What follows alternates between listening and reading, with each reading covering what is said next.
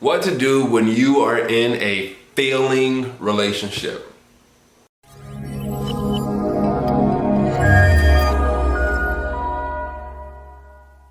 I'll tell you the simplest thing you can do. I mean, it's simple, it's so simple that you're not gonna believe me. You probably won't even hear me when I say this. I'm gonna say it. The most potent thing you can do to bridge brokenness in your significant relationship is listen. The first duty of love is to listen.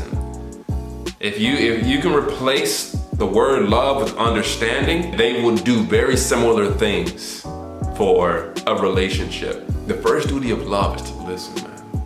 And here's the thing. A lot of people don't know how to listen. There's levels to listening. I kid you not. I had no idea when I first started learning how to be a coach, right? And I first started developing these skills to communicate and to connect and to serve people and healing and detoxifying emotionally and finding oneness within themselves. When I first started going on this journey, I went from transformational seminar to transformational seminar to transformational seminar to see how it's done. And I went to a really powerful transformational seminar called Sattva Tov, taught by Dr. David Wolfe. And we spent almost 3 days learning how to listen. 3 days. And there were so many different nuances and elements and aspects of listening that I was blind to in my life. And when I learned how to listen in these conscious, heartfelt ways, all of my relationships changed. Every single one of them. Every single one of them deepened. Right? And ones that weren't meant to be began to fall away. Listening changed everything. To not listen to someone is to not be connected with that person, right? Thus creating separation. But to listen deeply, to listen more deeply to a person than they've ever been listened to in their life, to listen to not just their words, not just their body language, but to listen to the vibration of their soul and their heart.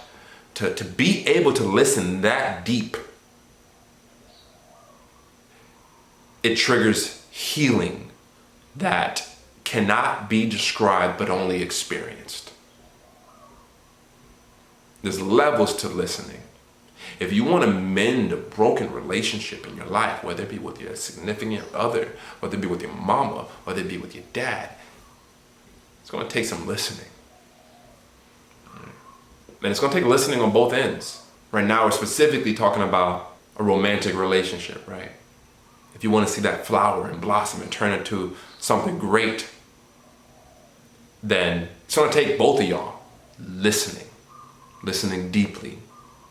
If you want an excellent relationship, right? If you want to experience excellence in your relationship, it's going to take excellence in your communication.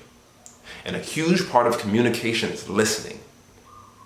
If you look at the word communication, you break it up into 3 parts. You have communication. The prefix com means with or together. Uni means one or oneness. And then cation infers there's some kind of process. When you put these all back together into one word, you have the process of coming together as one. If you want to experience oneness in your relationship, because that's what we're looking for, right? We're looking for divine, holy matrimony, right? Divine union. If you're looking to create divine union in that way, then you're gonna need divine communication so you can find communication. And a huge part of your development as a communicator is your development as specifically a listener. As you develop as a listener, naturally, you will also develop and expand as an expressor. Well, I'm sharing with y'all. It's so life-changing, man. I hope y'all hear me, man. I hope you hear what I'm saying, man. I'm for real. You learn how to listen. You master. You take it upon yourself to step up as a listener in your relationship. You will see big changes. Now, as a listener, it takes specific mindsets. A mindset that energetically incorporates compassion, patience, warmth. Here's a big one: empathy. Listening doesn't really work without empathy, because if you're not feeling the other person, feeling into the world, right? Like holding space for them energetically, you're not going to understand what they're saying. If you can replace the word love with understanding, they will do very similar things for a relationship. Right? You'll conceptually get it maybe, but you won't understand it. You won't connect to it and really get them. And that's what it's about in a relationship. It's about getting each other. You ever had somebody that you just felt like they got you? Right? They really saw you and heard you and just they just get you. It's a good feeling, man.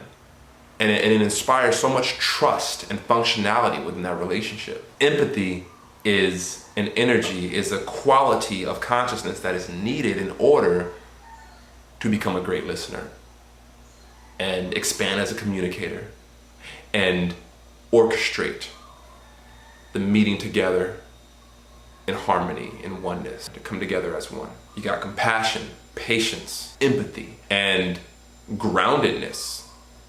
You gotta be grounded when being a listener, because sometimes what the person if we're talking about significant others, sometimes what your partner, your loved one, sometimes what they have to say will trigger you. And if you want to continue listening and supporting them in that, you gotta be grounded, right? And not swayed or moved or thrown off out of your center by their emotion. Gotta be grounded and able to hold the space of their dynamic energy. That's a quality of a good listener. So without making this video too long, man, this information for the people that I've worked with, from me in my own life, me and my father, me and my family, it's changed the game on so many different levels.